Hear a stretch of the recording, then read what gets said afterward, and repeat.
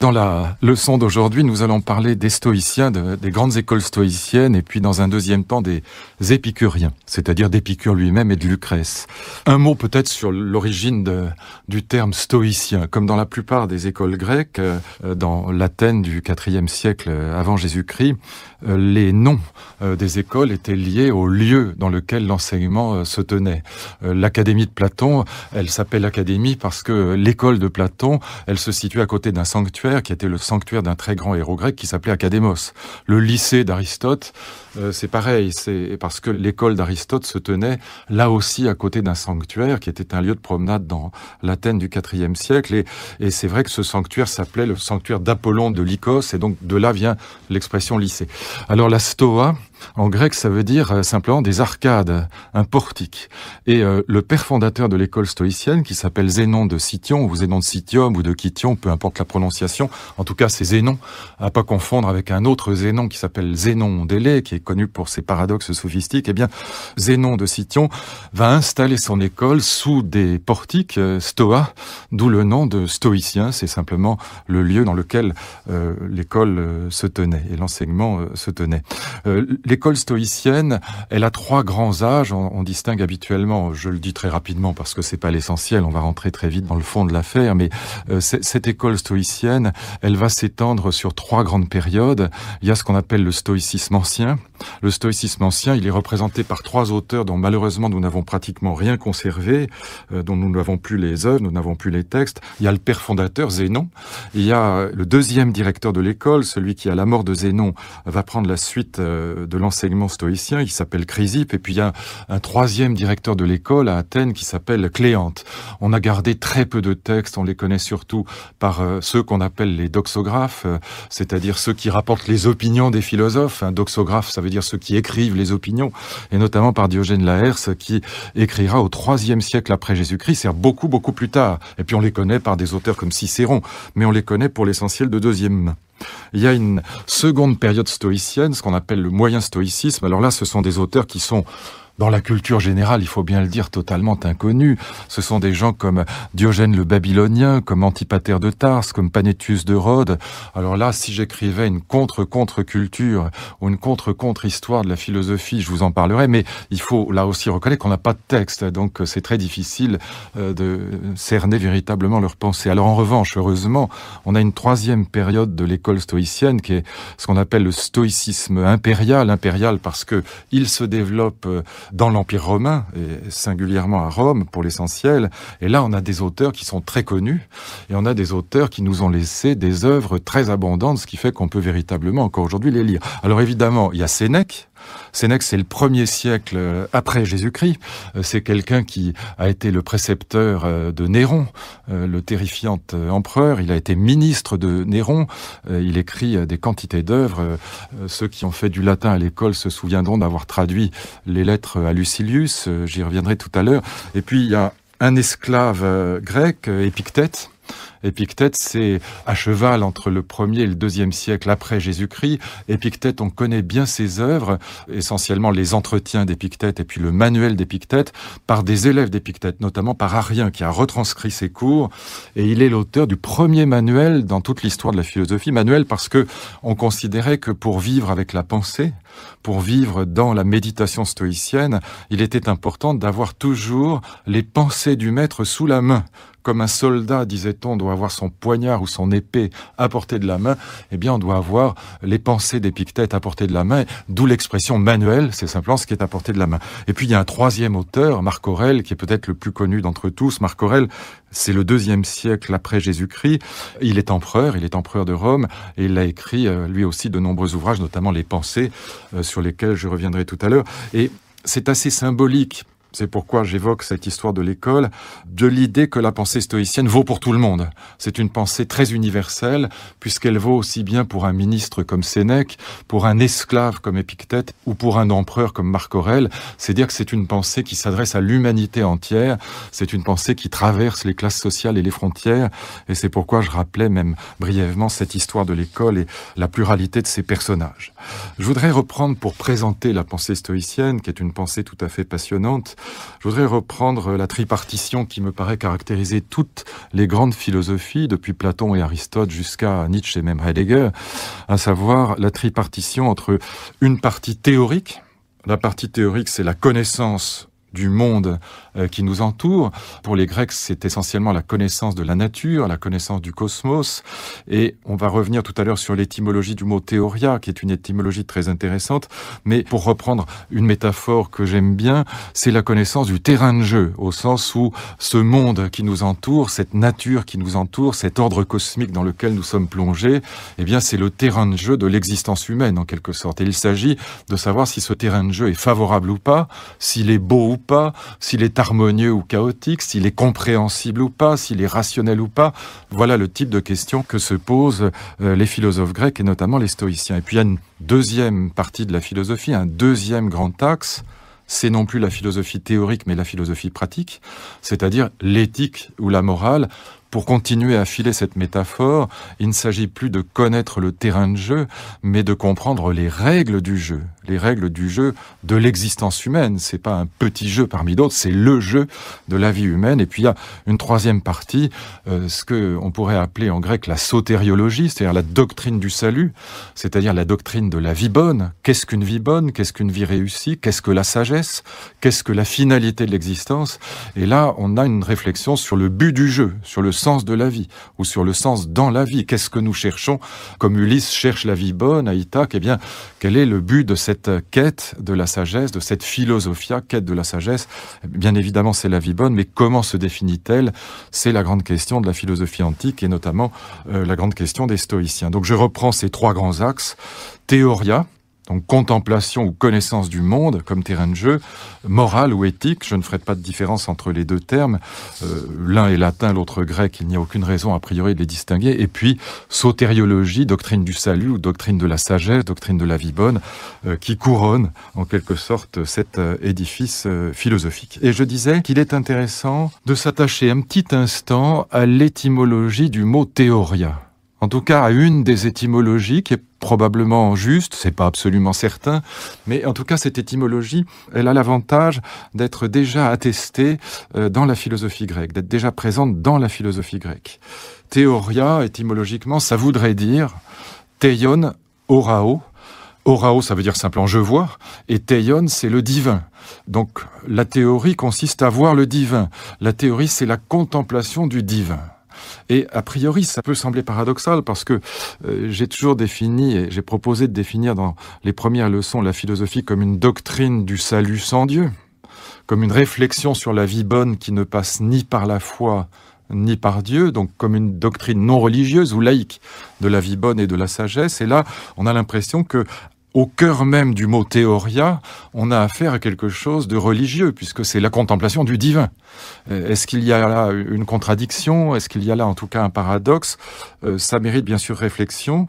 Théoria, teion orao, je vois le divin. Qu'est-ce que ça veut dire pour les stoïciens? Qu'est-ce que ça veut dire d'une manière plus générale dans la philosophie grecque, mais en particulier pour les stoïciens? Eh bien, l'idée en vérité est tout à fait laïque, elle n'est pas religieuse en tout cas au sens des grands monothéismes. L'idée est la suivante, et là on rentre dans la théoria stoïcienne, mais elle est très proche de celle d'Aristote, et même à bien des égards de celle de Platon. La théoria stoïcienne, donc la connaissance du monde, elle repose tout entière sur l'idée que le monde, le cosmos, comme l'appellent les stoïciens, eh bien ce monde qui nous entoure est semblable, ou en tout cas analogue, à un gigantesque organisme vivant. Il est magnifique, il est harmonieux, il est ordonné, il est merveilleusement bien fait, 1000 fois mieux fait que toutes les machines humaines, même les plus perfectionnées. Il est semblable à ce que un médecin, un biologiste, un scientifique qui s'intéresse au vivant va découvrir lorsqu'il ouvre le ventre d'un lapin ou d'une souris ou d'une grenouille. Eh bien, que voit le médecin, que voit le biologiste? Il voit un organisme, un système organisé, on pourrait dire. Un organisme merveilleusement bien fait. Tout est en place. Non seulement le système lui-même est bien fait, le système de la vie organisée est bien fait, il est merveilleusement agencé, mais en plus, à l'intérieur de ce système qu'est le vivant, qui est l'organisme vivant, chaque chose, si je puis dire, chaque organe est à sa place. Le cœur est à sa place, les poumons, les yeux, la rate, tous les organes sont parfaitement à leur place. Et les Grecs, notamment les stoïciens, avaient cette idée que le monde était semblable à un gros organisme vivant. C'est ce qu'on appellera dans le jargon philosophique l'hylozoïsme. Hylozoïsme en grec, ça veut dire hylé, c'est la matière, zoon, c'est l'animal. Ça donnait par exemple le mot zoo, l'endroit où on met les animaux. Eh bien, c'est l'idée que la matière qui nous entoure, la nature, pour parler simplement, l'univers tout entier est comme un gros animal. C'est d'ailleurs une formule qu'emploient les stoïciens. Et constamment, ils comparent l'ordre du monde, l'ordre cosmique, à un gros être vivant. Cet ordre du monde, il a une âme, ce qu'on appelle une âme du monde, et évidemment, c'est ce qu'on va appeler plus tard l'animisme, c'est-à-dire l'idée que l'univers matériel, la nature tout entière, est comme un gros animal vivant, doté d'une âme, animée, et qu'il est encore une fois merveilleusement bien fait, c'est-à-dire harmonieux, juste, beau. C'est très important, il est beau et bon. Quel rapport avec le teion orao, je vois le divin? Quel rapport avec l'idée de divinité? En quoi la connaissance de ce gros organisme vivant qu'est le cosmos tout entier, qu'est l'ordre cosmique tout entier, a quelque chose à voir avec l'idée de théoria, avec l'idée de voir le divin? Là encore, on peut, je crois, expliquer les choses assez simplement. Ce qui domine la théoria stoïcienne, cette connaissance du monde, qu'il s'agisse de l'être vivant, qu'il s'agisse du cosmos tout entier, qu'il s'agisse de l'astronomie et des mouvements des planètes, eh bien, c'est que cet ordre harmonieux, juste, beau et bon, il est divin en ce sens qu'il n'a pas été créé par les humains. Nous, les humains, nous ne l'inventons pas, nous le découvrons. Les mots ont un sens. Découvrir, ça n'est pas inventer. Découvrir, c'est lever le voile. Voilà l'activité intellectuelle par excellence. Lever le voile sur un ordre du monde qui va, plus nous le connaîtrons, nous apparaître comme de plus en plus harmonieux, de plus en plus divin, au sens où il n'a pas été créé par les humains. Et voilà pourquoi, dans la philosophie stoïcienne, 3 mots grecs, qui sont assez compréhensibles en français, 3 mots grecs vont être considérés comme équivalents. Le cosmos, le teion, c'est-à-dire le divin, et puis le logos. Le logos, on entend l'idée de logique, c'est pas simplement le langage, c'est l'idée d'un ordre logique, d'un ordre rationnel. Eh bien, l'idée qui va dominer toute la philosophie scientifique et théorique des stoïciens, c'est que cet ordre cosmique tout entier est divin, parce que la perfection qui le caractérise, encore une fois, n'est pas créée, produite par les humains la découvrent, ils ne l'inventent pas, ils en sont une petite partie, ils n'en sont pas les auteurs, mais en même temps, eh bien, la science va nous montrer, par exemple l'astronomie, que cet ordre du monde est rationnel, il est logique, si je puis dire, il est logos. Et donc, logos, cosmos, teion sont 3 mots qui se renvoient les uns aux autres, qui sont pratiquement équivalents dans cette philosophie théorique du stoïcisme. On a là quelque chose qui est très bien exprimé par Marc Aurèle, par exemple, dans les Pensées. Il veut montrer, je vous dis tout de suite l'idée qui est dans le petit texte que je vais vous lire, que évidemment, si on regarde de tout près, si on a le nez dans le guidon, comme on dirait aujourd'hui, si on a l'œil rivé à la vitre, on ne voit pas la beauté de l'ordre du monde, on ne voit pas la logique de l'ordre du monde, on ne voit pas la divinité, si je puis dire, de l'ordre du monde. Mais dès qu'on prend un peu de champ, et c'est ça l'activité théorique. Dès qu'on regarde les choses d'un peu loin, dès qu'on prend une distance qui est celle de la réflexion, qui est celle de l'intelligence, eh bien on s'aperçoit que cet ensemble cosmique est merveilleusement harmonieux. Voilà ce que dit Marc Aurèle à ce propos dans les Pensées. La crinière du lion, l'écume qui coule de la gueule du sanglier et bien d'autres choses, si on les observe en détail, sont sans doute loin d'être belles. Et pourtant, parce qu'elles dérivent du fait qu'elles sont engendrées par la nature, elles sont un ornement et elles possèdent leur charme. Et si l'on se passionnait pour les êtres de l'univers, si l'on avait une intelligence plus profonde, il n'est sans nul doute aucun d'entre eux qui ne paraîtrait une agréable créature. Même chez les vieux et les vieilles, on pourra avoir une certaine perfection, une beauté, comme on verra la grâce enfantine, si on a les yeux du sage. Qu'est-ce que ça veut dire? Eh bien, c'est que pour le sage, même la bave du sanglier, même la vieillesse est belle parce qu'elle fait partie d'un ordre qui est magnifiquement agencé. Et c'est ça qu'il s'agit de comprendre par la théorie, par la connaissance, en utilisant évidemment toutes les sciences qui sont disponibles à l'époque. L'astronomie, la biologie, la physique, les mathématiques, la logique. Les grands philosophes se voudront de bons scientifiques, évidemment par rapport aux sciences de l'époque. Mais voyez bien l'idée, il ne s'agit pas de se borner à une science particulière, à une connaissance particulière, il s'agit de se faire une image globale du monde, c'est-à-dire, j'y reviens à cette métaphore, une image globale du terrain de jeu. Pourquoi ?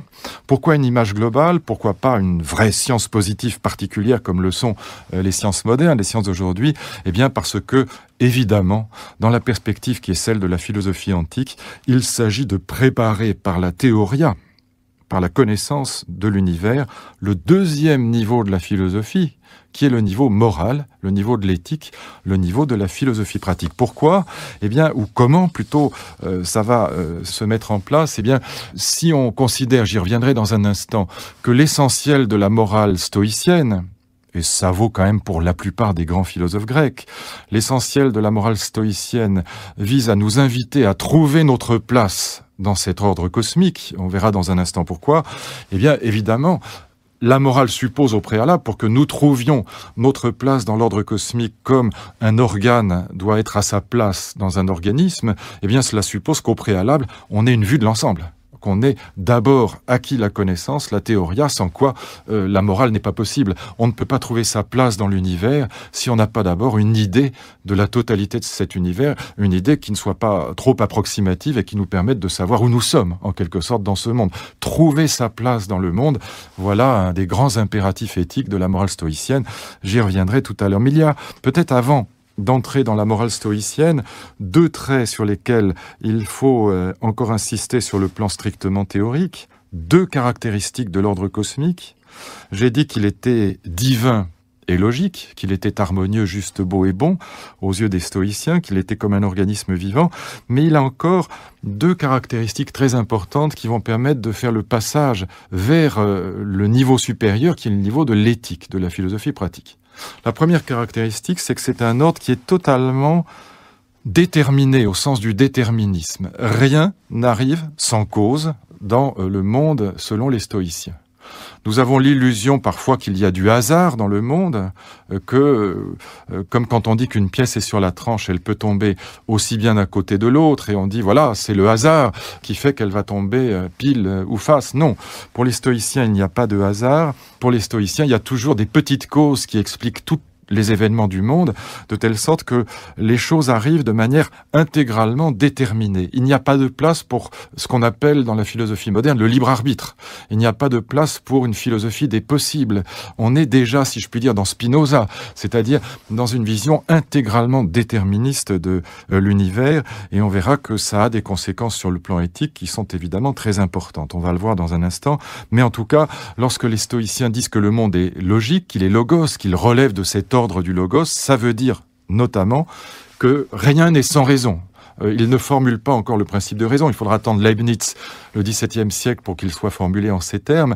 Mais l'idée est déjà là. Rien n'arrive dans l'univers sans qu'il y ait une raison, et même une bonne raison, pour que ça arrive. Tout est explicable. Il n'y a pas de mystère dans l'univers. D'ailleurs, c'est amusant parce que c'est une des raisons pour lesquelles les stoïciens étaient superstitieux au sens où nous l'entendons aujourd'hui. Ils croyaient au destin, ils pensaient qu'on pouvait prévoir. En fait, c'est pas du tout parce qu'ils étaient superstitieux. Au contraire, c'est parce qu'ils étaient hyper logiques. Ils imaginaient qu'étant donné que tout est déterminé par les causes qui précèdent, qui sont installées dans le passé, eh bien, on doit pouvoir, en analysant ces causes, prévoir l'avenir.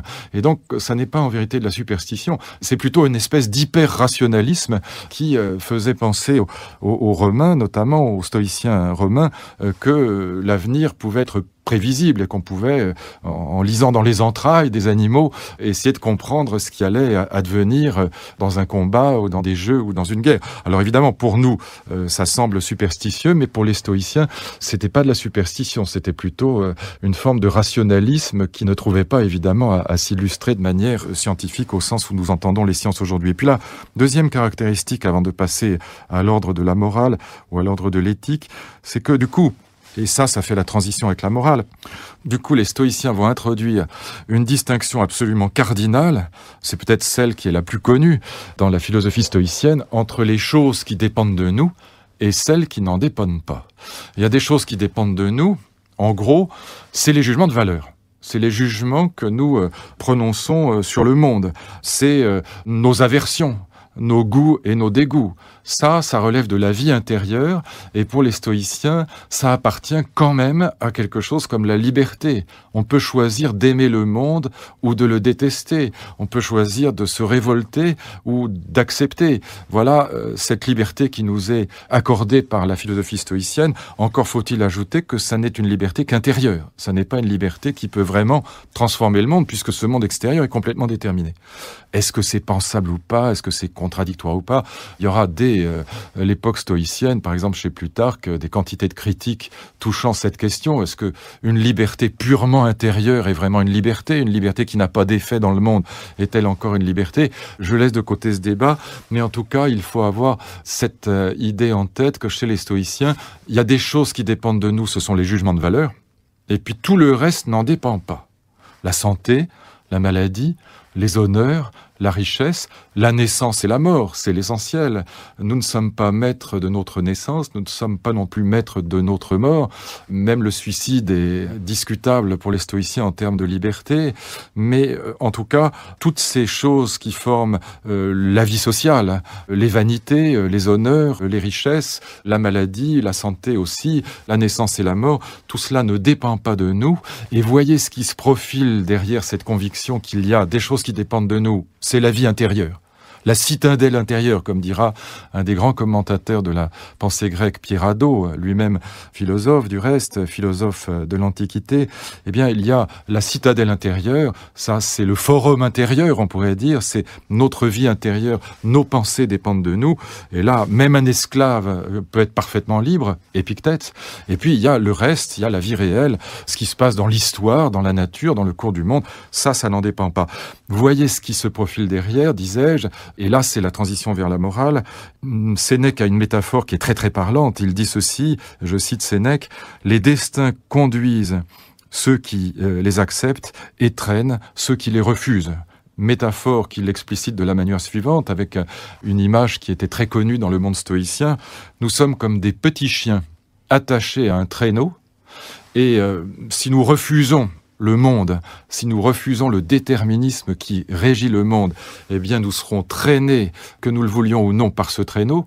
On aura les pattes qui traînent par terre et qui s'abîmeront dans les graviers et qui seront douloureuses. On souffrira, c'est ça que ça veut dire. Si en revanche nous acceptons le destin, nous acceptons l'ordre du monde parce que nous l'avons compris, alors nous serons comme le petit chien qui trottine gentiment derrière le chariot et qui ne souffre pas, qui au contraire, dans une espèce de liberté intérieure parce qu'il a accepté l'ordre du monde. On retrouvera cette philosophie stoïcienne dans un passage célèbre des méditations de Descartes, du discours de la méthode, lorsque Descartes reprend à titre de morale provisoire la morale stoïcienne et qu'il dit « mieux vaut changer ses désirs que l'ordre du monde ». On a là une philosophie qui est hostile à l'idée même de révolte. C'est une philosophie de l'acceptation du monde. Ça lui sera d'ailleurs très rapidement reproché, et notamment par les épicuriens, on le verra tout à l'heure. Mais ça nous permet de voir comment, de la théorie, on passe à la morale, on passe à l'éthique. La théorie va nous permettre de comprendre l'ordre du monde, de comprendre l'ordre cosmique, et du coup, elle va nous permettre de comprendre que la morale, pour l'essentiel, elle consiste, comme je vous le disais tout à l'heure, à essayer de trouver sa place dans cet ordre cosmique comme un organe doit avoir sa place, sa juste place dans un organisme. Sinon, l'organisme fonctionne mal et l'organe lui-même dépérit. Et donc, on a là une philosophie dans laquelle la théorie est en quelque sorte tout entière dirigée vers un deuxième niveau de la réflexion philosophique qui est le niveau moral. Je voudrais citer un petit texte de Cicéron qui, sur ce point, est particulièrement clair et particulièrement pertinent, intelligent. Voilà ce qu'écrit Cicéron dans un commentaire célèbre de la pensée stoïcienne qui s'appelle « Des fins, des biens et des maux ». Il écrit ceci : « Celui qui veut vivre en accord avec la nature doit partir de la vision d'ensemble du monde et de la providence. Celui qui veut vivre en accord avec la nature, ça va être le but même de la morale, s'ajuster, s'ajointer à l'ordre du monde, voilà la finalité tout entière de l'éthique. Eh bien, celui qui veut vivre en accord avec la nature, il doit d'abord partir de la théoria, c'est-à-dire d'une vision globale du monde pour savoir comment y trouver sa place. Et de la providence, c'est simplement le destin, c'est cette espèce de déterminisme qui régit cet ordre du monde. On ne peut porter des jugements vrais sur les biens et sur les maux sans connaître le système entier de la nature. Voilà ce qu'écrit Cicéron à propos des stoïciens. Donc, sans connaître le système entier de la nature et de la vie des dieux, ni savoir si la nature humaine est ou non en accord avec la nature universelle. Et l'on ne peut voir, sans la physique, quelle importance, et elle est immense, ont les anciennes maximes des sages, obéis aux circonstances, suis Dieu au sens de le suivre, évidemment, connais-toi toi-même et rien de trop. Connais-toi toi-même et rien de trop, ce sont les formules qui figurent au temple de Delphes, figure très très importante dans la mythologie grecque. Il faut bien comprendre ce qu'elles veulent dire. Connais-toi toi-même, ça n'a rien à voir avec la psychanalyse. C'est pas une philosophie de l'introspection. Ça n'a aucun rapport. Connais-toi toi-même, ça veut dire sache qui tu es et où tu es dans le monde. La formule est complétée par l'autre formule, rien de trop. Quel est le plus grand péché pour les Grecs, notamment dans toute la mythologie grecque, mais aussi dans cette tradition qui remonte à Parménide, Platon, Aristote, les stoïciens, cette tradition cosmologique, on voit pourquoi on l'a appelé comme ça. Eh bien, le péché par excellence, c'est ce que les Grecs appelaient l'hubris. L'hubris, c'est l'arrogance, c'est la démesure, c'est le fait de ne pas être à sa place, de se prendre pour quelqu'un d'autre. Pour qui il se prend, on dit. Voilà, c'est ça. Le type qui se prend pour un dieu, il est puni, il n'est pas à sa place. Et donc, connais-toi toi-même, ça veut dire sache qui tu es pour pouvoir trouver ta juste place dans le monde et pas une place supérieure ou inférieure, d'ailleurs, à celle qui te revient. Et donc, connais-toi toi-même pour ne pas être trop, si je puis dire, pour accomplir l'autre formule, obéir à l'autre formule, rien de trop, autrement dit, ne pêche pas par hubris, par arrogance. Encore une fois, j'avais évoqué cette histoire quand Tantale se prend pour un dieu, quand il croit qu'il est l'égal des dieux et qu'il invite les dieux à déjeuner chez lui et qu'il leur offre son fils à dîner, il fait cuire son fils, c'est Pélope, c'est bien, Tantale est puni parce qu'il s'est pris pour un dieu. Il a péché par arrogance, par orgueil, par hubris, il n'est pas à sa place, il est trop, si je puis dire, il est too much, on dirait aujourd'hui en bon français. Eh bien, la théorie est donc le préalable à la morale, il faut s'ajuster à l'ordre du monde. Alors là, c'est une idée qui est très intéressante, c'est l'idée que le juste au sens de la justice, c'est la justesse. La justice, c'est la justesse. Ce qui est juste, c'est ce qui est ajusté à l'ordre cosmique que la théoria a dévoilé.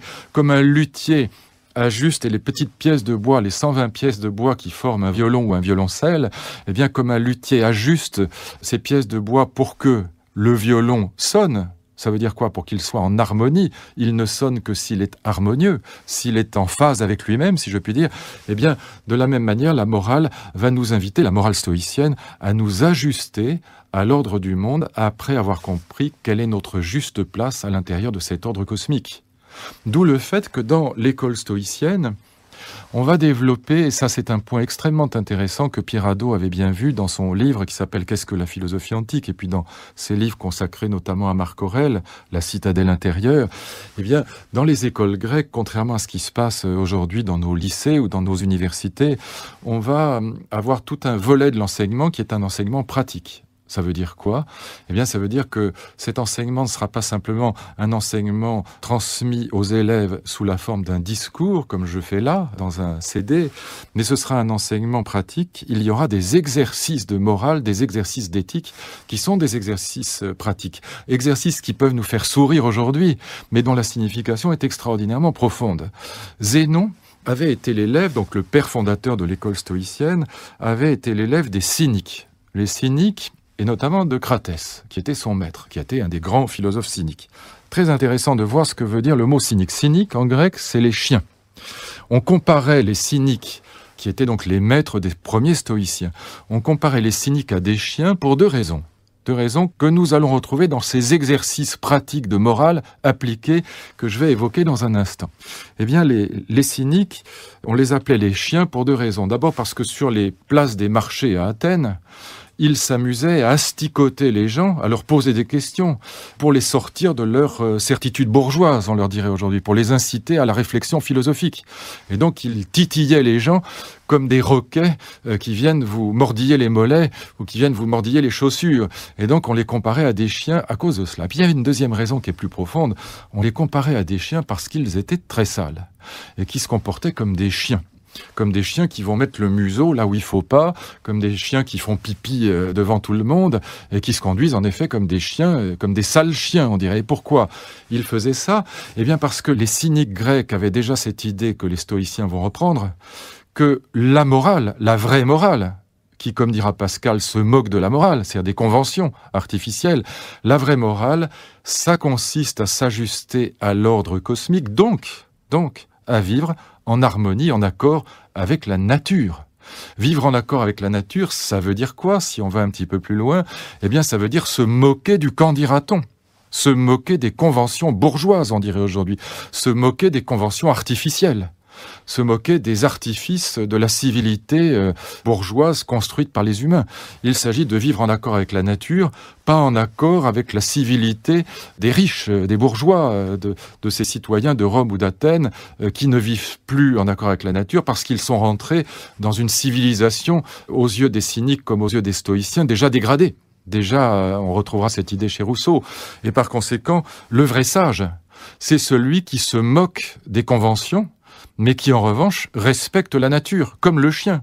Le chien est sale aux yeux du bourgeois, mais aux yeux du cynique ou aux yeux du stoïcien, il est naturel simplement. D'où les exercices de sagesse, ou en tout cas les exercices d'éthique que les stoïciens comme les cyniques recommandaient à leurs élèves. Par exemple, ils obligeaient leurs élèves, dans cette école stoïcienne, à tirer un hareng mort ou un mulet, peu importe, enfin un poisson mort en tout cas, sur la place du marché.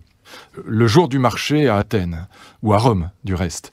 Et alors évidemment, le malheureux élève qui tirait comme un petit chien au bout d'une laisse son poisson mort se faisait insulter, en tout cas il était victime de tous les quolibets possibles et imaginables, on se moquait de lui. Et quel était le but de l'exercice? C'est qu'il apprenne justement, lui, à se moquer du qu'en dira-t-on, pour être dans la conversion au sens étymologique du terme, c'est-à-dire détourner le regard des conventions artificielles pour le jeter vers la nature, ce regard, c'est-à-dire vers l'ordre cosmique et le comprendre, théoria. Et donc il faut d'abord, premier pas du disciple stoïcien, se déprendre du poids du qu'en dira-t-on, du poids des conventions sociales pour être capable de vivre enfin en accord avec la nature. D'où ce type d'exercice qui, encore une fois, peut paraître amusant, mais prouve aussi, c'est très important, à quel point l'enseignement était un enseignement pratique, à quel point il s'agissait d'apprendre à vivre, et pas simplement d'apprendre à parler ou d'apprendre à penser.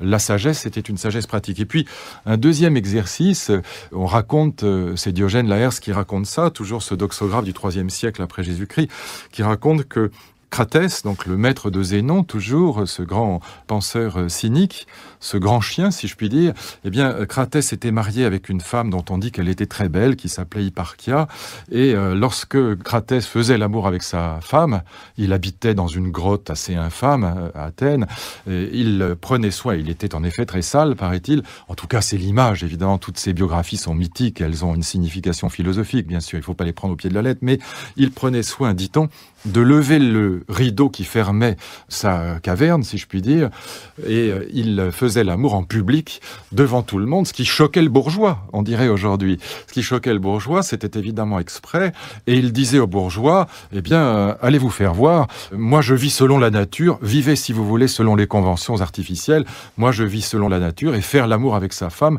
n'a rien de scandaleux, n'a rien d'antinaturel, c'est au contraire parfaitement conforme à l'ordre du monde. Et il y avait là, donc à la fois une stratégie de choquer le bourgeois, si je puis dire, et en même temps une stratégie de se déprendre soi-même du regard des autres pour vivre vraiment dans la sagesse. On a là une conception de la morale qui est assez intéressante, assez amusante d'ailleurs aussi en un sens, mais d'une certaine manière très profonde, très très profonde, y compris historiquement, pas seulement philosophiquement, parce qu'elle va dominer l'histoire européenne pratiquement jusqu'à la Révolution française en vérité, parce que dans tout le droit romain, qui va dominer l'Europe du Moyen-Âge, le droit romain reposera sur la formule « à chacun le sien ». Ça veut dire mettre chacun à sa place, rendre à chacun ce qui lui appartient, et pas plus, pas d'hubris.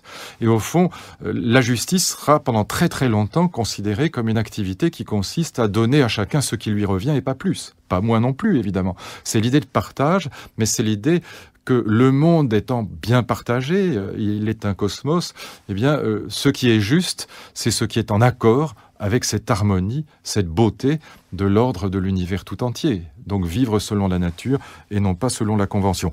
Il y a évidemment, troisième niveau de la réflexion philosophique, là aussi quelque chose qui prépare la doctrine de la vie bonne, c'est-à-dire la doctrine de la sagesse.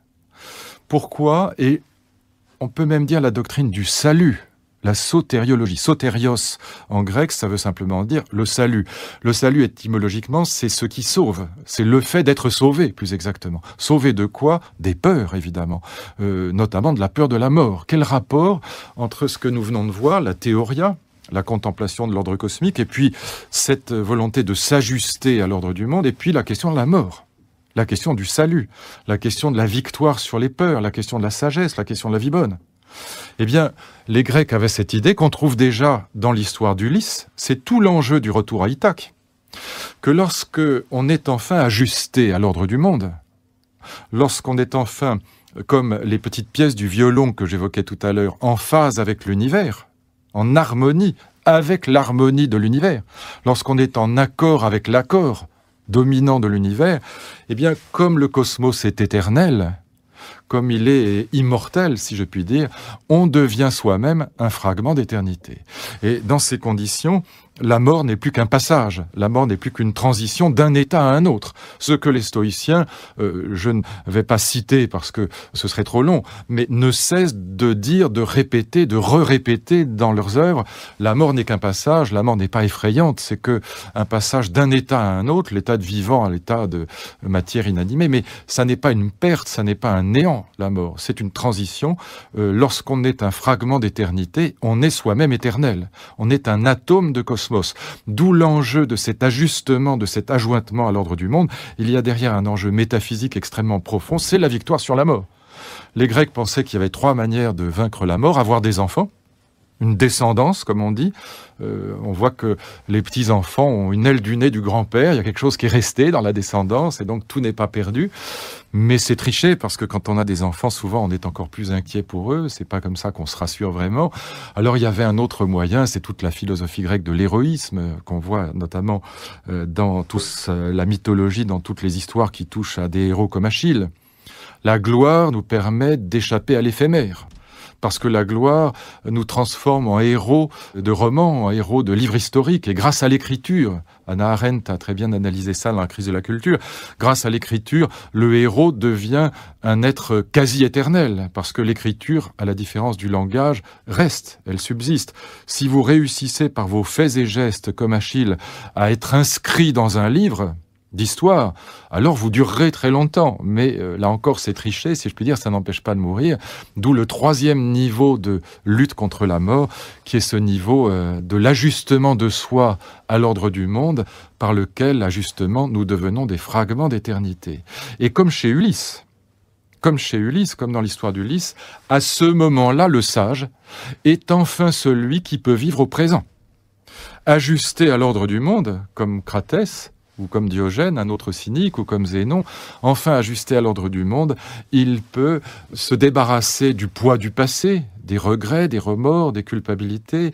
Il peut enfin se débarrasser des illusions de l'avenir, de l'espérance. Ça ira mieux après, hein, c'est tout le thème des lettres à Lucilius de Sénèque.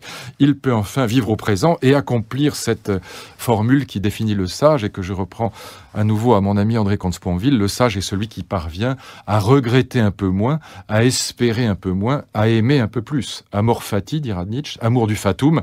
Ça colle parfaitement avec la philosophie stoïcienne. Amour de ce qui est là, réconciliation avec le monde. Voilà la sotériologie, la doctrine du salut stoïcienne. Voilà la vie bonne, la doctrine de la vie bonne. Et là encore, vous voyez que cette définition de la vie bonne, comme mise en harmonie de soi avec l'harmonie du monde, victoire sur la mort d'une certaine manière, eh bien cette philosophie de la vie bonne est une philosophie laïque. Elle ne passe ni par la foi ni par Dieu. On est dans la philosophie, on n'est pas dans la religion. Alors j'ajoute une dernière chose sur les stoïciens, un dernier élément de réflexion, mais qui est très très important et qu'il faut avoir présent à l'esprit. Les stoïciens, je le disais, vont développer des exercices de morale, le hareng mort, faire l'amour en public avec sa femme. Curieusement, c'est un exercice de morale, on a compris pourquoi maintenant, mais ils vont développer aussi des exercices de sagesse, c'est-à-dire à ce niveau supérieur, des exercices par lesquels le disciple est appelé à se débarrasser des peurs, à se débarrasser du poids du passé, à se débarrasser de l'espérance. Je ne développe pas ces exercices, on peut les trouver aisément dans les grands textes stoïciens. Lorsque le sage stoïcien est ajusté à l'ordre du monde, lorsqu'il a trouvé sa place dans l'ordre cosmique, lorsque par conséquent il comprend qu'il est un fragment d'éternité, un atome de cosmos, et que la mort n'est qu'un passage, eh bien, il est en quelque sorte en position de vaincre, sinon la mort elle-même, la mort individuelle, la mort de la conscience individuelle, en tout cas une grande partie de la peur de la mort. C'est du moins l'idée qui anime les stoïciens. On n'est pas obligé d'être stoïcien. Moi, je ne suis pas stoïcien. Mais voici ce qu'écrit, par exemple, un grand stoïcien, Épictète. Voici comment il s'adresse à son disciple à propos de la mort, à propos de la manière dont on doit voir la mort quand on a atteint ce stade suprême de la sagesse qui consiste à savoir qu'on est un fragment d'éternité. Donc voici ce que Épictète dit à son disciple. « Les feuilles tombent, la figue sèche remplace la figue fraîche, le raisin sec la grappe mûre. Voilà selon toi des paroles de mauvais augure. » Voilà pourquoi il dit à son disciple, selon toi, ça fait peur ça, parce que devenir une figue sèche, ça veut dire mourir, donc toi tu as peur. Eh bien, voilà ce qu'il ajoute. En fait, il n'y a là que la transformation d'états antérieurs en d'autres états. Il n'y a pas de destruction, mais un aménagement et une disposition bien réglée. On retrouve toujours cette idée de déterminisme, cette idée d'ordre du monde, cette idée que le destin est bon et qu'il faut l'accepter. Sinon, on sera comme le petit chien qui est traîné par le chariot et qui voit ses pattes s'user sur les graviers et qui souffre. L'émigration n'est qu'un petit changement. L'émigration, il faut évidemment savoir que le bannissement, il fait allusion au bannissement qui est la punition suprême pour les Grecs. C'est pire que la mort puisque on est renvoyé hors de ce cosmos qu'est la cité. Donc on ne peut plus atteindre la sagesse, on ne peut plus atteindre la vie bonne. L'émigration, c'est-à-dire le bannissement, n'est qu'un petit changement. La mort en est un plus grand. Mais il ne va pas de l'être actuel au non-être, de l'être actuel, c'est-à-dire de ce qu'on est actuellement comme être vivant au néant absolu, mais au non-être de l'être actuel, c'est-à-dire que c'est seulement ce que nous sommes actuellement qui va mourir, mais c'est pas la totalité de nous qui va mourir. Alors je ne serai plus, demande le disciple, mais tu ne seras pas ce que tu es, mais tu seras autre chose dont le monde aura tout autant besoin. Voilà ce que lui répond Épictète. Et là, on voit que cette idée de la mort comme passage est évidemment une stratégie destinée à faire en sorte que le sage surmonte la peur de la mort. Le sage, c'est celui qui a vaincu les peurs. Il n'est pas dans le bonheur au sens d'un bonheur repu, d'une satisfaction complète de tous les désirs, mais il est dans le bonheur au sens de la sérénité, au sens où il n'est plus tiraillé par les peurs. Il est comme Ulysse à la fin de l'Odyssée, lorsque Ulysse a rejoint Ithaque, qu'il est réconcilié avec l'ordre du monde. Il est donc lui aussi ajusté, ajointé, si je puis dire, à l'ordre du monde. Et alors, souvenez-vous, les dieux distendent l'instant que vit Ulysse au moment où il retrouve Pénélope, où il se retrouve dans le lit nuptial. Ils distendent l'instant, cette métaphore de l'instant distendu. C'est la métaphore, on pourrait dire, de l'instant comme atome d'éternité, comme fragment d'éternité, c'est-à-dire comme instant qui n'est plus angoissant parce qu'il n'est plus relativisé par la nostalgie du passé ou par l'espérance du futur. Espérance et nostalgie qui tenaillent le fou et qui disparaissent chez le sage. Ulysse est fou, si je puis dire, au sens où il est non sage, tant qu'il est en voyage, tant qu'il est en guerre, tant qu'il n'est pas à Ithaque. Mais quand il est à Ithaque, il est réconcilié avec le temps, il habite le présent. Carpe diem, dirait Horace, il faut vivre le présent. Amor fati, dira Nietzsche. Et bien évidemment, si nous en étions restés là, dans la philosophie stoïcienne, ça n'aurait sans doute pas marché. Il va y avoir un étage de plus dans la philosophie stoïcienne. Il va y avoir, au-delà de la théoria, qui nous donne une représentation complète de l'ordre cosmique, au-delà de la morale, qui nous invite à nous ajuster à notre place et pas ailleurs, dans cet ordre du monde, au-delà même de cette sagesse qui consiste à s'ajuster à cet ordre pour comprendre, doctrine du salut, que nous sommes sauvés de la peur de la mort. Il y a toute une série d'exercices pratiques que les stoïciens vont développer dans leurs écoles. J'évoquais tout à l'heure des exercices de morale, se débarrasser du qu'en dira-t-on et de l'opinion des autres à partir d'exercices du type tirer un poisson mort sur la place du marché ou faire l'amour en public avec sa femme.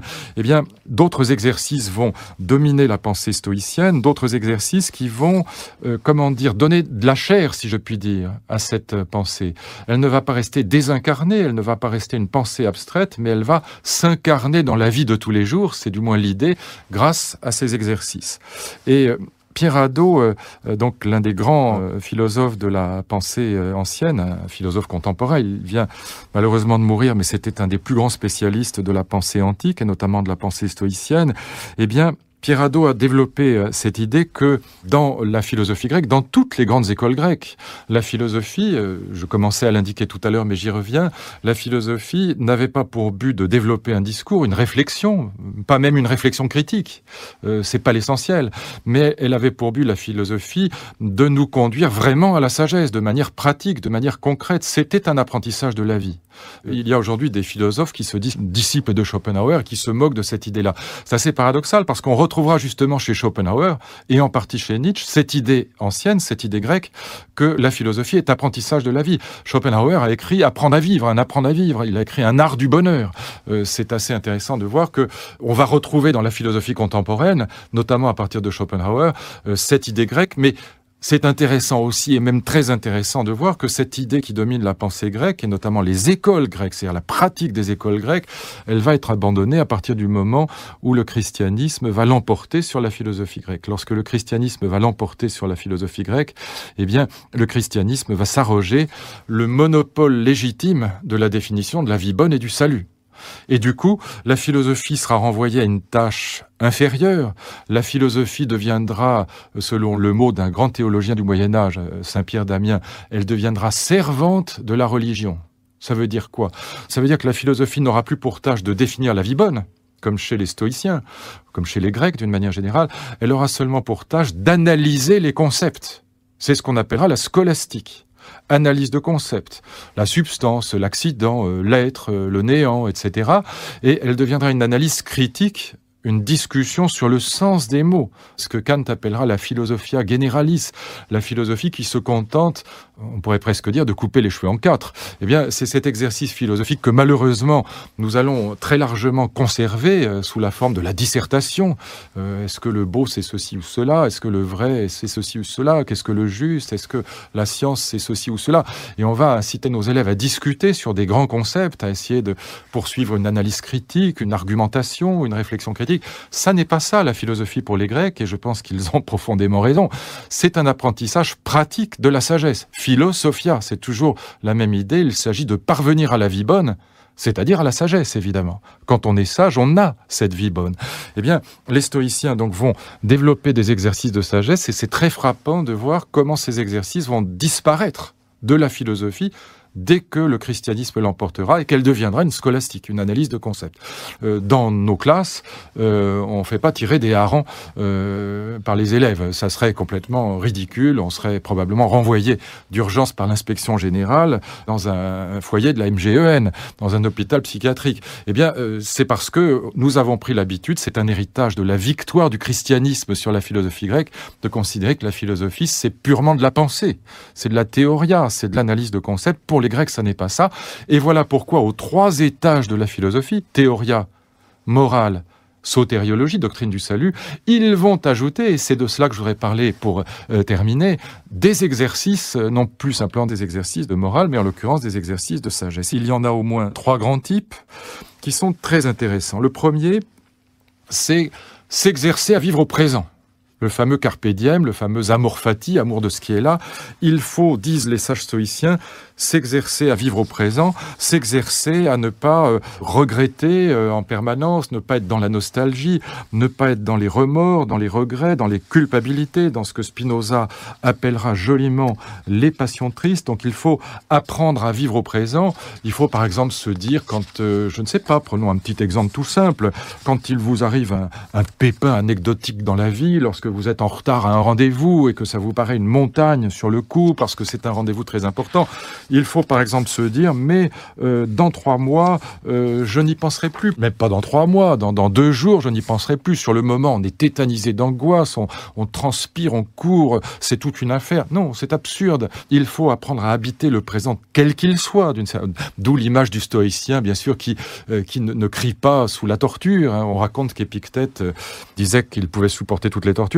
J'ai dit qu'Épictète était un esclave et son maître, pour vérifier la justesse de la philosophie stoïcienne, s'était amusé à casser la jambe du malheureux esclave Épictète. Et Épictète avait supporté merveilleusement la douleur. Enfin, c'est l'anecdote qu'on raconte, bien sûr. Toutes ces anecdotes sont plus ou moins légendaires, elles sont philosophiques probablement plus que historiques et factuelles, mais en tout cas c'est l'anecdote de la biographie d'Épictète, et on voit bien que cette image du stoïcien qui supporte la souffrance, c'est l'image de quelqu'un qui s'exerce, quoi qu'il arrive, à habiter joyeusement le présent, à dire oui au présent, la formule, on la retrouvera chez Nietzsche, à dire oui à ce qui est, quelle que soit, si je puis dire, la nature de ce présent, même si c'est un présent de souffrance. En tout cas, ne pas se faire une montagne des petites choses de la vie, c'est évidemment toute une série de préceptes dans la vie quotidienne.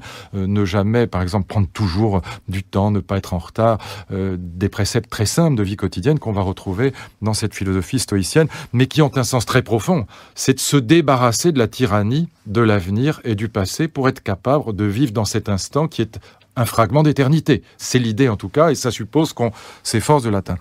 La deuxième idée, le deuxième type d'exercice pratique, eh bien, ce sont ces exercices qui consistent à se débarrasser non plus seulement du passé ou des tyrannies, même des petites choses du présent qui nous tyrannisent et qui nous empêchent d'habiter le vrai présent, qui est un présent plus large que le présent anecdotique de nos vies quotidiennes. Mais il y a aussi cette série d'exercices qui consiste à se déprendre des illusions de l'espérance. L'espérance est la pire des choses pour les stoïciens. L'espérance est la pire des choses. Là encore, je reprends volontiers une formule à mon ami André Comte-Sponville parce qu'elle est parfaite. André Comte-Sponville dit, en commentant la pensée stoïcienne, « Espérer, c'est désirer sans jouir, sans savoir et sans pouvoir. » Reprenons les trois termes. Espérer, c'est désirer sans jouir, sans savoir, sans pouvoir. Imaginons, vous êtes malade et vous espérez la santé. Eh bien, espérer la santé, c'est désirer quelque chose sans en jouir. Si j'espère la santé, c'est que je n'en jouis pas. Donc c'est un malheur, c'est pas un bonheur, c'est pas une joie. Donc désirer la santé, c'est par définition une négativité, si je puis dire. C'est être dans l'espérance de quelque chose qui est enviable et dont je ne jouis pas. C'est donc désirer sans jouir. C'est désirer sans savoir. Je ne sais pas quand la santé arrivera. Sinon, je pourrais supporter aisément. Mais je ne sais pas si elle arrivera. Je ne sais pas quand on m'annonce que j'ai une maladie très grave, si je vais en mourir ou pas. Et donc je ne sais pas si la santé va m'advenir. Je l'attends, je l'espère, mais je ne sais pas. Je suis donc dans l'ignorance. Je ne suis pas dans la joie et la jouissance, et je suis dans l'ignorance. Mais je suis aussi dans l'impuissance, puisque je ne peux pas faire advenir la santé. Si je le pouvais, je le ferais tout de suite. Mais ça ne dépend pas, ou en tout cas, c'est très loin de dépendre entièrement de moi. Et quand la maladie est grave, ça ne dépend pas du tout de moi. Et donc je suis dans la non-joie, dans la non-jouissance, je suis dans l'ignorance, et je suis dans l'impuissance. L'espérance est la pire des choses. On est là dans une philosophie par avance tout à fait antichrétienne. N'entrez pas dans l'espérance, dit le sage stoïcien par opposition au pape, à Jean-Paul II qui écrit une encyclique « Entrez dans l'espérance ». Surtout pas, dit le stoïcien. Et il va évidemment développer toutes sortes d'exercices pratiques pour éviter d'entrer dans l'espérance. Ne pas espérer guérir quand on est malade. Essayer de profiter de la vie comme elle est, même si elle est une vie abîmée, une vie défectueuse, mais la vivre quand même tant qu'elle est vivable et tant qu'elle peut avoir quelques charmes. Un troisième type d'exercice, on le retrouvera d'ailleurs dans le bouddhisme, lorsque nous parlerons du bouddhisme. Le bouddhisme, c'est vraiment l'équivalent oriental du stoïcisme. C'est très très proche de la morale stoïcienne. Jamais deux visions du monde se sont rapprochées autant que la vision bouddhiste et la vision stoïcienne. Eh bien, là aussi, troisième exercice, des exercices qui visent au non-attachement, à ce que les bouddhistes, comme les stoïciens d'ailleurs, appellent le non-attachement. Il ne faut surtout pas s'attacher, disent les stoïciens, ni aux êtres, ni aux choses. Ne vous attachez ni à l'argent, ni à des objets d'art ou que sais-je, mais ne vous attachez pas non plus à ceux que vous aimez. Ne vous attachez pas à vos filles, à vos fils, à vos maris, à vos femmes, à vos parents, à vos frères, à vos sœurs. Pourquoi? Et le raisonnement est exactement le même que celui qu'on retrouvera ou qu'on trouve déjà dans le bouddhisme. Eh bien, si l'on s'attache à quelque chose, c'est la folie, c'est le contraire de la sagesse, parce que la réalité du monde, pantarei, disait déjà Héraclite, tout passe, tout coule. La réalité du monde, c'est l'impermanence, la non-permanence des choses. Donc si je m'attache à quelque chose ou à quelqu'un, je suis fou parce que cet attachement, un jour ou l'autre, me fera terriblement souffrir. Le jour où il mourra, le jour où il se brisera, le jour où il s'anéantira, je serai dans un malheur total. Ne pas s'attacher est une précaution fondamentale du stoïcisme. Là aussi, beaucoup d'exercices. Un petit texte d'Épictète que je cite dans ce sens, c'est que les maîtres tibétains auraient pu signer, et même signer des deux mains. Le premier et principal exercice, celui qui mène d'emblée aux portes du bien, là, Épictète s'adresse à son disciple. C'est un conseil qu'il lui donne. Le premier et principal exercice, c'est lorsqu'une chose nous attache, de considérer qu'elle n'est pas de celle qu'on ne peut pas nous enlever, qu'elle est du même genre qu'une marmite ou une coupe de cristal dont on ne se trouble pas lorsqu'elle se brise, parce qu'on se rappelle ce qu'elle est, c'est-à-dire quelque chose de fragile qui peut disparaître d'une seconde à l'autre. Il en est de même ici. Si tu embrasses ton enfant, ton frère ou ton ami, ne t'abandonne pas sans réserve à ton imagination. Rappelle-toi que tu aimes un mortel, un être qui n'est aucunement toi-même. Il t'a été accordé pour le moment, mais pas pour toujours, ni sans qu'il puisse t'être enlevé. Quel mal y a-t-il à murmurer entre ses dents tout en embrassant son enfant ? Demain, il mourra. Voilà un exercice de sagesse. Se dire quand on embrasse son fils ou sa fille, qu'on adore par ailleurs, il peut mourir demain. Dès qu'un être est né, il est assez vieux pour mourir. Ne nous attachons pas. Ça ne veut pas dire soyons indifférents. Pratiquons la compassion. Il y a toute une philosophie très belle de l'amitié chez les stoïciens, et ils recommandaient vivement l'amitié et la compassion, la pitié, la générosité, le souci des autres, mais pas l'attachement. Très difficile, évidemment. Là aussi, on retrouvera cette idée dans le bouddhisme. Le véritable sage, pour ne pas s'attacher, a hautement intérêt à vivre seul. Monos, moine, monastère, le sage a tout intérêt à vivre seul s'il ne veut pas céder aux inévitables attachements qu'engendre la vie familiale. On ne peut pas avoir des enfants, ou c'est très difficile d'avoir des enfants sans s'attacher. Et donc il y a là une pratique du non-attachement qui doit se mettre en place grâce à des exercices de sagesse. Pour conclure, un mot ou deux de conclusion sur cette pensée stoïcienne. Elle va traverser toute l'histoire de la philosophie. Descartes reprendra certains aspects du stoïcisme. Montaigne, avant Descartes, reprendra bien des aspects du stoïcisme. La philosophie de Nietzsche, même si elle est souvent très critique à l'égard des stoïciens, reprendra presque intégralement une idée fondamentale des stoïciens, l'idée d'amor fati, c'est l'amour du fatum, l'amour de ce qui est là. Fatum, c'est le destin, mais le destin au sens de ce qui est devant nous, ce qui est là autour de nous et devant nous. Et donc on aura une très longue postérité de la pensée stoïcienne. Il y aura évidemment beaucoup de critiques adressées aux stoïciens, notamment l'accusation de quiétisme, c'est-à-dire l'accusation d'être une philosophie d'esclave, une philosophie qui n'accepte pas la révolte, qui refuse la révolte, qui accepte au contraire l'ordre du monde quel qu'il soit. Alors, évidemment, on objectera aux stoïciens un argument célèbre qu'on appelle l'argument du bourreau. S'il faut aimer le monde tout entier, amor fati, s'il faut dire oui au destin, être un petit chien qui suit le chariot et qui ne se révolte pas, alors, comme il y a dans le monde des bourreaux, des tortionnaires, des assassins, des méchants, des nazis, on dirait aujourd'hui, puisque c'est le repoussoir absolu, alors ça veut dire qu'il faut aimer aussi les bourreaux, qu'il faut aussi aimer Hitler, qu'il faut aussi aimer le maître qui brise la jambe d'Épictète. Ce célèbre argument du bourreau est évidemment un argument qui embêtera beaucoup les stoïciens. Dès l'époque stoïcienne, un certain nombre d'auteurs font cette objection aux stoïciens. Je ne suis pas stoïcien, notamment parce que je pense que l'argument du bourreau est un argument en vérité assez bon. Il est banal, mais il est assez bon. Mais néanmoins, il y a là une tentative grandiose et passionnante à cet égard de définir la vie bonne, de définir la sagesse, de définir le sens de la vie au sens précis du terme, c'est-à-dire le sens de la vie, c'est cette vie bonne, ce qu'on doit chercher dans la vie. Ça ne veut pas dire quelque chose de religieux.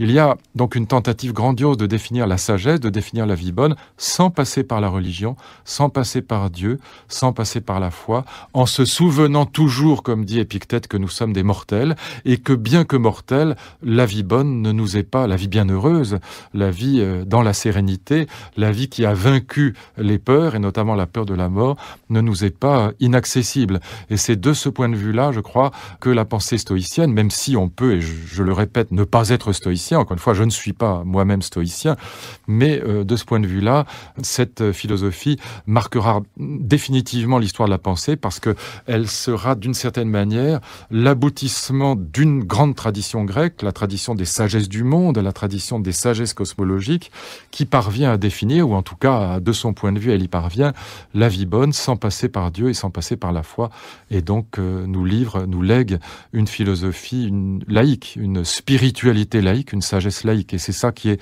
probablement le plus important, le plus intéressant dans la philosophie stoïcienne, en dehors du fait qu'un certain nombre d'exercices de sagesse, me semble-t-il, restent tout à fait pertinents dans la vie de tous les jours. On peut prendre des bribes d'une pensée philosophique sans être obligé d'accepter la totalité de cette pensée. Je reviens, pour conclure, à cette métaphore, les grands systèmes philosophiques ou les grandes visions du monde philosophique, si on ne veut pas employer le terme de système qui est très connoté métaphysiquement, les grandes visions du monde philosophique sont comme des palais magnifiques, comme des châteaux magnifiques. Il faut prendre le temps de les visiter de toute façon avant de les critiquer. Et là, j'espère vous avoir donné quelques clés pour vous repérer dans cette pensée stoïcienne, dans cette grande spiritualité laïque. Quelques mots sur l'épicurisme, sur Épicure et Lucrèce, qui sont les deux représentants de cette philosophie épicurienne. Alors d'abord pour dire, je ne m'y étends pas, qu'on sait très peu de choses de leur vie. On sait qu'Épicure est né en 342 avant Jésus-Christ, on sait qu'il a fondé une école qui s'appelle le Jardin, à nouveau c'est le lieu qui est désigné. On sait que Lucrèce, lui, est né au 1er siècle avant Jésus-Christ, mais on ne sait même pas s'il s'est suicidé ou pas. On dit que certains disent qu'il s'est suicidé. En fait, c'est probablement, là encore, une biographie mythique et légendaire. On dit qu'il s'est suicidé parce qu'il était plus pessimiste que son maître, Épicure. Il est un grand disciple d'Épicure. Mais la vérité, c'est qu'on n'en sait absolument rien. À nouveau, nous ne connaissons que des bribes de biographie par les doxographes, et en particulier par Diogène Laërce, 3 siècles après Jésus-Christ. Donc, pratiquement 6 ou 7 siècles après la vie d'Épicure. Donc je laisse cela de côté, mais c'était juste pour situer ces deux auteurs quand même un tout petit peu dans le temps, donc 4e siècle avant Jésus-Christ et 1er siècle avant pour Lucrèce. Mais ce qui est très intéressant dans la philosophie épicurienne, qui est une philosophie qui sur le plan théorique, le plan de la théoria, s'inspire de l'atomisme, c'est que c'est véritablement la contre-culture par rapport à la philosophie stoïcienne. Ils se détestent entre eux, on va voir qu'il y a quand même quelques thèmes communs, mais sur le plan théorique, sur le plan de la philosophie de la connaissance, ce qui va caractériser l'épicurisme en général, c'est l'idée que le monde est tout sauf un cosmos. C'est un tissu d'atomes totalement incohérent, qui n'a rien d'harmonieux, qui n'a rien de juste, qui n'a rien de beau, qui n'a rien de bon. Et donc on a une philosophie théorique, une philosophie de la connaissance, une physique qui est totalement à l'opposé de la philosophie stoïcienne. Encore une fois, l'atomisme, c'est l'idée que nous avons affaire, lorsque nous ouvrons le monde, à un agrégat, à une série d'atomes qui s'agrègent les uns aux autres, mais de manière intégralement contingente, intégralement hasardeuse. Il n'y a aucun ordre dans tout cela, il n'y a aucune logique dans tout cela, il n'y a rien de divin dans tout cela. On est dans la contre-culture. Et c'est important de voir qu'à toutes les époques de l'histoire de la philosophie, il y aura des contre-philosophies, des déconstructions, on dirait aujourd'hui, du système dominant de la cosmologie grecque. C'est l'essentiel sur le plan théorique, avec un enjeu évidemment très important, un enjeu moral, comme toujours dans la philosophie grecque. La théorie ne fait pratiquement que préparer la vision morale du monde, c'est l'idée de liberté. Comme le monde est un hasard, un tissu de hasard, si je puis dire, comme le monde est complètement contingent, la liberté, ce qui n'était pas possible chez les stoïciens, la liberté est possible chez les épicuriens. Il y a une place pour quelque chose comme le libre arbitre chez Épicure et Lucrèce. Mais venons-en tout de suite à la morale. La morale épicurienne, elle repose sur une série de 3 grandes sentences, de 3 grandes pléiades de principes. Je les prends tous les 3, les 3 séries.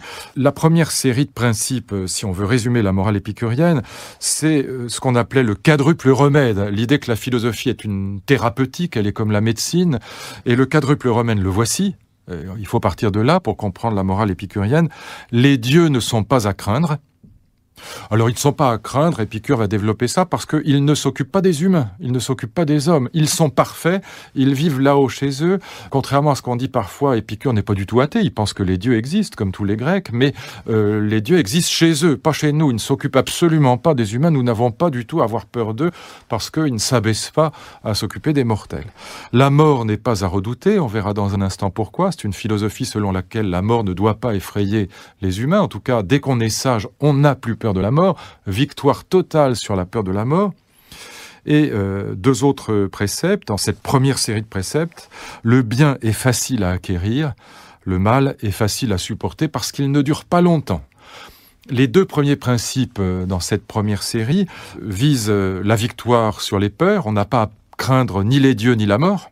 Alors on va voir pourquoi dans un instant. Et le deuxième volet, c'est l'idée que le bien étant facile à acquérir et le mal facile à éviter, on doit pouvoir parvenir au bonheur assez simplement. Ça n'est pas très difficile d'être heureux, ou en tout cas de vivre dans la sérénité. Ça, c'est la première série de principes. Ce sont donc ces 4 fameux remèdes. Il y a une deuxième série qui s'ajoute à la première, et qui permet justement de la compléter, de la comprendre, et qui touche à la question du plaisir. On sait que épicurien, dans le vocabulaire contemporain, ça renvoie à une philosophie du plaisir. On va voir que c'est à peu près l'opposé.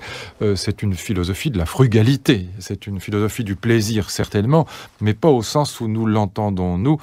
Contrairement à ce qu'on dit dès l'époque, les épicuriens sont tous sauf des pourceaux. Ce sont au contraire des philosophes qui vont faire l'apologie des plaisirs les plus simples. Il y a 3 types de plaisirs. Il y a les plaisirs naturels et nécessaires, c'est la faim et la soif, par exemple. Il y a des plaisirs naturels, mais pas tout à fait nécessaires, c'est la sexualité. Le sexe, c'est naturel, mais pas absolument nécessaire, quoique tout de même très utile à la reproduction de l'espèce, donc ça fait partie de l'acceptable. Et puis, il y a des désirs non naturels et non nécessaires. Là, on est dans l'artifice, on est dans ce qu'on appellerait aujourd'hui la consommation, le consumérisme. On est dans l'artificiel. Alors, c'est très important cette philosophie du plaisir, on va voir pourquoi dans un instant. C'est lié à la philosophie de la mort, c'est le 3e volet, la 3e série de préceptes.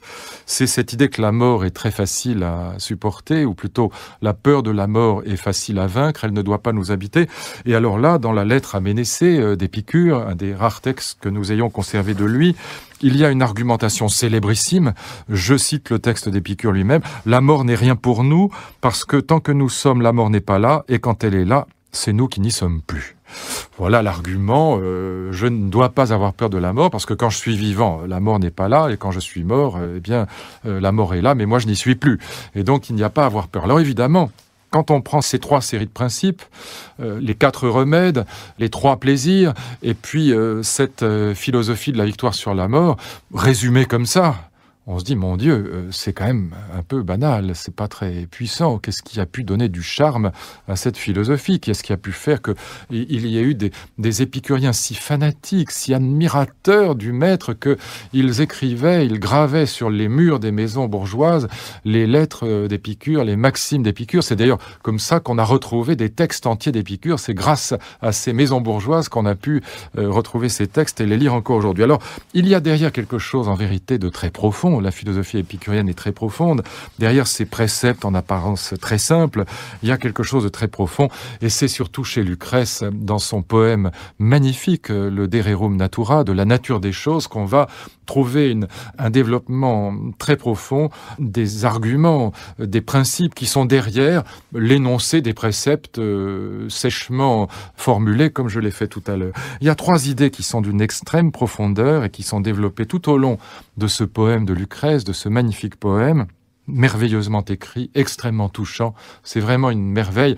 Et je conseille d'ailleurs de le lire dans la traduction qui est magnifique qu'en donne André Comte-Sponville dans un très beau livre qui est un commentaire de Lucrèce qui s'appelle « Le miel et l'absinthe ». On mettait du miel autour du verre pour faire avaler les potions, pour faire avaler les remèdes aux enfants et pour que ce soit pas trop amer. Le miel et l'absinthe, eh bien, la vie ressemble à cela, selon Lucrèce. Eh bien, il y a 3 idées qui vont être derrière ces principes secs. La première idée, c'est que pourquoi accorder une telle importance à cette classification des plaisirs et des désirs? Les naturels nécessaires, les naturels et non nécessaires, et les non naturels non nécessaires. Pourquoi ce 3e ordre des plaisirs artificiels, c'est la catastrophe absolue pour les épicuriens. C'est rentrer dans une spirale de la consommation qui nous mène véritablement à la folie. Eh bien, il y a la première grande critique dans l'histoire de l'humanité, à ma connaissance, de l'univers de la consommation. L'idée que Lucrèce va développer merveilleusement, on la retrouvera chez Pascal, on la retrouvera chez Schopenhauer, c'est l'idée que le monde de la consommation artificielle, de ces plaisirs qui sont ni naturels ni nécessaires, eh bien, ce monde de la consommation artificielle nous entraîne vers la mort. Pourquoi? Parce que d'abord, Lucrèce observe que c'est chez les riches que cette consommation se développe. Et même, ils acquièrent la richesse pour pouvoir consommer. Pourquoi? Parce que c'est quand on a peur de la mort qu'on essaye de se rassurer en éliminant tout ce qui, dans la vie, ressemble déjà à la mort, la misère, la pauvreté, la souffrance, la maladie. Et on s'imagine que grâce à la richesse, on pourra mettre en quelque sorte de côté cette mort qui nous menace dans la vie, plus on est pauvre et miséreux. Voilà comment pense le riche. Et donc la peur de la mort est ce qui nous pousse vers le divertissement, pour parler comme Pascal, vers la consommation artificielle. Et en même temps, cette consommation artificielle nous rend encore plus mortels, selon Lucrèce, que jamais. Pourquoi ? Eh bien parce que la logique de la consommation ressemble à l'addiction. Qu'est-ce que c'est qu'un drogué ? Un drogué, c'est quelqu'un qui, passé un certain seuil, ne peut pas s'empêcher d'augmenter les doses et de rapprocher les prises. Lucrèce le dit presque comme ça. Les textes sont magnifiques. Et alors, celui qui est drogué à la consommation, eh bien, qui va, comme les enfants à Noël, prendre un jouet, le regarder 10 minutes et le jeter dans un coin, prendre un autre jouet et le jeter dans un autre coin, et puis un troisième, et puis un quatrième, et qui passe d'objet en objet, comme Don Juan passe de femme en femme, eh bien, celui qui est dans la logique de la consommation ne peut pas habiter le présent. Et malgré toute la distance qu'il y a par ailleurs entre les épicuriens et les stoïciens, ils vont quand même communier dans cette idée que le sage est celui qui parvient à vaincre ces deux maux MAUX qui pèsent sur la vie humaine, que sont le passé et le futur. Le sage, c'est celui qui parvient à habiter le présent, qui parvient à habiter l'instant qui n'est plus relativisé par le passé, par le futur, et qui du coup est comme un fragment d'éternité. Et pour pouvoir habiter le présent, pour pouvoir vivre comme Ulysse, dans l'instant présent, qui est distendu par les dieux, eh bien, il faut justement ne pas entrer dans la logique de ces troisièmes plaisirs artificiels qui nous font entrer dans une temporalité qui est celle de la fuite en avant, pour dire les choses très simplement. Première critique de la société de consommation, première critique du divertissement extraordinairement profonde chez Lucrèce. La deuxième idée qui va dominer cette vision du monde, eh bien, c'est justement l'idée que lorsque on est dans l'addiction, la vie ressemble, dit Lucrèce, au tonneau des Danaïdes. On ne peut jamais être satisfait. On n'est pas satisfait de ce qu'on a et on cherche ce qu'on n'a pas. Et donc on est toujours dans l'insatisfaction, comme les Danaïdes. Les Danaïdes, ce sont les 50 filles de Danaé. Alors 49 d'entre elles ont cédé à l'injonction de leur père de tuer leurs cousins qu'elles doivent épouser. Elles tuent la nuit de noces les cousins et elles sont punies, comme vous savez, aux enfers, dans l'Hadès. Punition terrible, elles doivent remplir en permanence un vase, une jarre qui est trouée. Et on ne peut pas la remplir, évidemment. C'est ça le tonneau des Danaïdes. Eh bien, le riche qui est dans la logique de la consommation, il est évidemment dans l'insatisfaction permanente, même du point de vue du simple plaisir. Non seulement il est animé par la peur de la mort, non seulement la consommation renforce la peur de la mort, mais en plus il est insatisfait. Illusion totale, vanité des vanités de la richesse. Et puis la troisième grande idée qui va dominer le stoïcisme, c'est que évidemment cette peur de la mort, elle doit être vaincue par le raisonnement, bien sûr. Lorsque la mort est là, je ne suis plus là. Lorsque je suis là, elle n'est plus là. Mais elle doit être vaincue comme chez les stoïciens. Vous voyez, malgré les grandes oppositions qu'il y a entre stoïciens et épicuriens sur le côté théorique, il y a quand même ce point d'accord. Elle doit être vaincue, la peur de la mort, par des exercices de sagesse. Là aussi, on est dans une école, le jardin d'Épicure, dans laquelle on pratique la sagesse. Et je voudrais quand même lire un tout petit texte de Lucrèce pour vous donner une idée de la manière dont Lucrèce critique ce que on pourrait déjà appeler par avance la société de consommation ou la société du divertissement. Tel s'est précipité hors sa vaste demeure, lassé d'être chez lui, puis soudain y retourne. Ne sentant aucun mieux à s'ennuyer dehors, il presse le pas, court, harcèle sa monture, comme allant au secours de sa maison en flammes. Le seuil à peine atteint, il se met à bâiller, tombe en un lourd sommeil pour y chercher l'oubli, à moins qu'il ne se hâte à nouveau vers la ville. Chacun cherche à se fuir, personne n'y parvient. Et puis l'on tourne en rond dans le cercle de vivre, où nul plaisir nouveau ne peut plus nous surprendre. Tant que nous n'avons pas l'objet tant convoité, le manque fait son prix. L'avons-nous obtenu ? C'est un autre aussitôt que visent nos désirs. On a là, je crois, la première critique d'une profondeur abyssale, non seulement, oui, de la société de consommation, mais du caractère addictif de la consommation. Vous voyez à quel point l'image de l'épicurien pourceau, l'épicurien qui cultive les désirs les plus raffinés, est loin de la réalité, comme souvent, comme pour Machiavel, quand on parle du machiavélisme. Machiavel était probablement tout sauf machiavélique. Et bien, de la même manière, les épicuriens sont de vrais sages, et on retrouve cette idée qu'il faut savoir habiter le présent, qu'il faut savoir se débarrasser de ces deux illusions qui pèsent sur la vie humaine, que sont les passions tristes qui habitent le passé, qui habitent le futur. Et peut-être un dernier point qui est évidemment un point qui a suscité les commentaires nombreux des spécialistes de la pensée épicurienne, c'est que chacun, en lisant les textes d'Épicure et les textes de Lucrèce, peut noter une différence très étonnante entre les deux. Très étonnante parce que Lucrèce ne cesse de dire qu'il est épicurien, qu'il est un disciple absolu et fidèle d'Épicure. Il compare sans cesse Épicure à un dieu. Il l'appelle le sauveur. Très intéressant qu'il l'appelle le sauveur. Ça veut dire qu'il considère que la philosophie d'Épicure nous sauve de la mort, de la peur de la mort. C'est toujours la même idée. La philosophie, c'est la victoire sur les peurs et notamment sur la peur de la mort. Donc c'est bien une sotériologie, une doctrine du salut. Et encore une fois, je crois que c'est très important de noter que Lucrèce parle en permanence d'Épicure comme un sauveur et il ne cesse de dire, ce sont ses propres mots, Épicure est semblable à un dieu. Il est un sauveur et là on voit que la philosophie est bien une doctrine du salut. Évidemment, sans Dieu, puisque ça n'est pas un vrai Dieu, c'est quand même un humain. Lucrèce n'est pas fou, il sait qu'Épicure est un humain. Mais ce qui a frappé beaucoup, justement, dans cette apologie, dans cette hagiographie, dans cet amour d'Épicure, dans ce respect insensé pour quelqu'un qu'on compare à un Dieu, bien qu'il soit un humain, ce qui a frappé les commentateurs d'Épicure et de Lucrèce, c'est le fait que malgré tout, Lucrèce semble, sinon en théorie, du moins dans la tonalité de son poème, infiniment loin de l'optimisme d'Épicure. Cette fameuse phrase « Quand la mort est là, je ne suis pas là. Quand je suis là, elle n'est pas là », qui devrait nous rassurer, qui devrait nous permettre, par le raisonnement, de parvenir à la sérénité face à la question de la mort. Eh bien, sans cesse, Lucrèce émet pratiquement, dans son écriture même, dans la tonalité de son poème, un doute gigantesque par rapport aux capacités de l'épicurisme à nous rassurer face à la mort. Et André Comte-Sponville, dans ce livre, dans ce très beau commentaire et cette belle traduction du poème de Lucrèce, dans Le miel et l'absinthe, écrit une très belle page sur la différence entre Lucrèce et Épicure, et notamment sur cet appel qui est le cœur du cœur de la doctrine du salut épicurienne, cet appel à vivre comme un dieu, c'est-à-dire à vivre dans la sérénité totale, débarrassé de la peur de la mort. Vivre comme un dieu, ça veut dire ne plus vivre comme un mortel, comme quelqu'un qui est tétanisé d'angoisse face à la mort. Grâce à la sagesse, nous pouvons vivre comme des dieux. Voilà le message d'Épicure.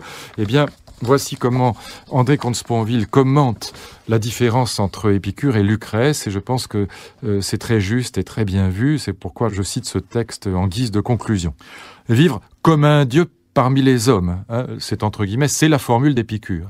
Vivre comme un dieu parmi les hommes, c'est la formule de Lucrèce. C'est la sagesse même, débarrassée de la peur de la mort. Vivre comme un dieu parmi les hommes, point d'interrogation. C'est l'idéal de la sagesse ou la sagesse comme idéal. Et Lucrèce sans doute y a cru, s'agissant d'Épicure, mais sans prétendre l'avoir lui-même vécu. Au reste, qui parmi nous peut y atteindre? Qui peut s'y installer durablement? Cette sagesse n'est qu'une exception si tant est qu'elle soit possible, ou qu'un leurre. Laissons les dieux à leurs intermondes ou à nos rêveries. Vivre comme un homme parmi les hommes, c'est le seul objectif qui ne mente pas. L'humanité n'est pas une maladie dont il faudrait se guérir, ni un salut qu'il faudrait atteindre. Elle est le point de départ et le point d'arrivée, le chemin et le but. Il ne s'agit pas d'échapper à l'humanité, il s'agit d'échapper à l'angoisse, au malheur, à la superstition, à la maladie. Non d'être homme ou mortel, mais de ne pouvoir point l'accepter.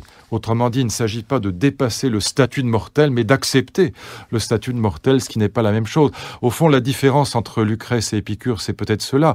Épicure pense vraiment qu'on peut vivre comme un dieu.